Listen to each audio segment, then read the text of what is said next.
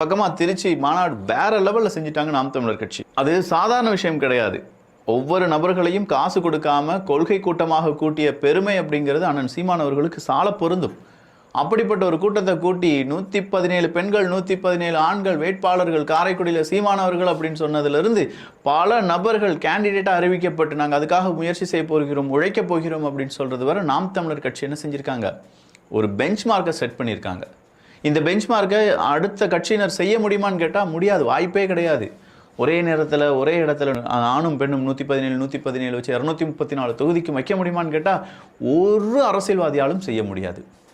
சரி, அப்படின்னா அங்கே இருக்கக்கூடிய சில சாக்கடைகள் என்ன செய்கிறாங்க, நாம் தமிழர் கட்சியினுடைய ஓட்டை பிரிக்கிறார்கள், அவங்க ஒரு கட்சிக்கு எதிராக பேசி நாம் தமிழர் கட்சிக்கு வர வேண்டிய ஓட்டெல்லாம் தடுக்கிறாங்க. அப்படின்னா ஒரு சில நபர்களுக்காக நாம் தமிழர் கட்சியை சார்ந்த ஒட்டுமொத்த கொள்கை கூட்டம் அப்படிங்கிறது இரையாகி கொண்டிருக்கிறது அப்படிங்கிறதும் நிதர்சனமான உண்மைதான்.